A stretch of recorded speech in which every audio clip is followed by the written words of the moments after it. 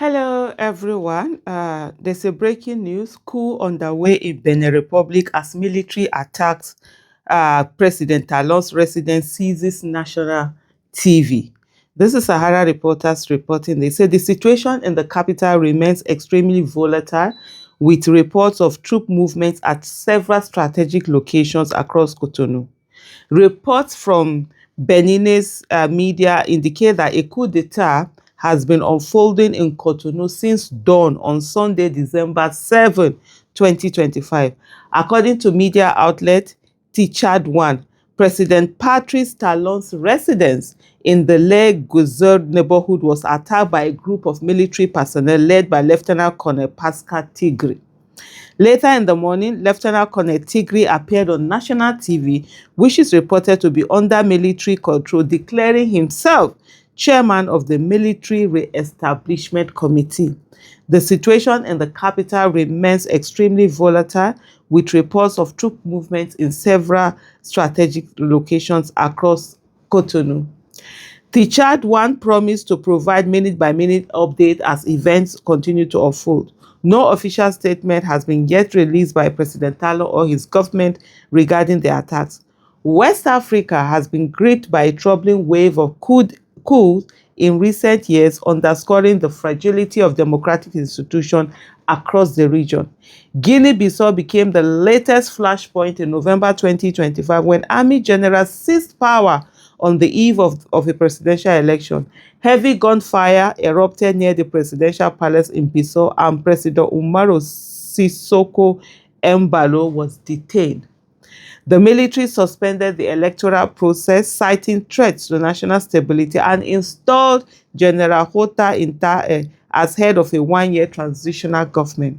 The move deepened Guinea-Bissau's long history of political instability, drawing condemnation from ECOWAS and prompting Nigeria to grant asylum to opposition candidate Fernando Diaz da Costa amid fears for his safety. Mali's political crisis has simmered since its 2020 and 2021 coups, which brought Colonel Assimi Goïta to power. In August 2025, the junta announced it had thwarted another coup attempt, arresting two generals and a French national accused of plotting to destabilize the transitional government. The arrest came against a backdrop of growing frustration. Political parties remain banned. Elections have been indefinitely postponed, and the junta has tightened its grip on power. Mali's instability has been compounded by jihadist violence and strained relations with Western partners, fueling fears of further unrest. Burkina Faso, under Captain Ibrahim Traoré since the 2022 coup, also faced a failed coup attempt in April 2025. I didn't even know of that one, that they even did try to do a coup in Burkina Faso. Authorities disclosed that senior officers had conspired with terrorist groups to topple the junta, prompting lockdowns of military barracks and heightened security in Ouagadougou. The government rallied public support against alleged Western interference, but internal divisions within military and worsening jihadist attacks have kept the country on edge. I didn't even know that they had a terrorist problem over there in that country also. The junta had postponed elections and introduced sweeping reforms, including a controversial plan to restore the death penalty for treason and terrorism, signaling its determination to consolidate power. Niger Republic's coup in July 2023 marked another turning point. President Mohamed Bazoum, elected in the country's first peaceful democratic transfer of power, was detained by his own presidential guard. General Abdurrahman Tichani, head of the guard, declared himself leader with backing from the armed forces.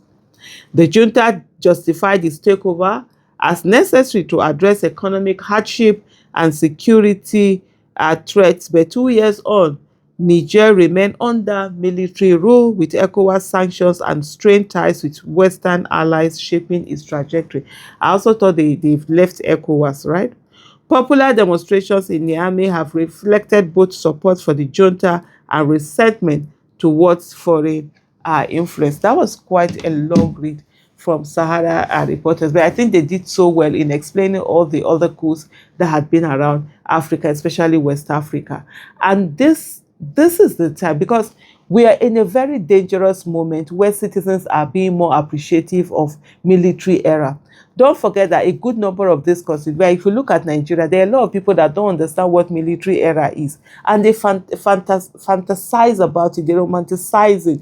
They think it's such an incredible and such a good thing to happen. They don't understand how crazy, that whole thing can be. And right now, it's I don't even know how to properly put it for people to understand that Nigeria is on the edge. We're really playing with fire. With all the bad governance that we're seeing, anything can happen. And unfortunately, you will have the citizen giving support to military, because people just feel that, oh, let's have this change. Many people can't think things through. This is not the time for Nigeria to be playing with, oh, who becomes president 2027 election is not a joke. It's not the time to be say, oh, this is that, oh, let's just put this one, it's just about taking this one, this that. It is the time for Nigeria to come out and for political parties to sit down and choose who is the best person that best fit Nigeria to actually lead Nigeria. Not in terms of some sentiments that, oh, if it's not this, if it's not that, oh, there are certain people that have paid certain dues that need to collect certain power, as if we are pawns that have been bargained for, so they have to pass on from one to the other. This is the time to look for who is it that can lead Nigeria and give that credible leadership. Otherwise, you're giving more time. You're giving more this thing. What should I call it? Impetus? Should I call it opportunity? Should I call it a need? Or I don't even know what to really call it, to the military for them to think about coming to take over power in Nigeria. We don't want that kind at all in this country. You should not give anybody a reason to. Tinubu, in the midst of, lack of thinking, lack of far thinking, always thinking about politics, neither about government or nation building, went to go and impose a state of emergency in a state, took out an elected governor, carried a military man, a former military man, put in there. The same military people that have been taken out of power and, kept in the barrack, going to go and tell them, give them a taste of power for them to start fantasizing about what power is about and what it is to come and be in leadership position and all of that.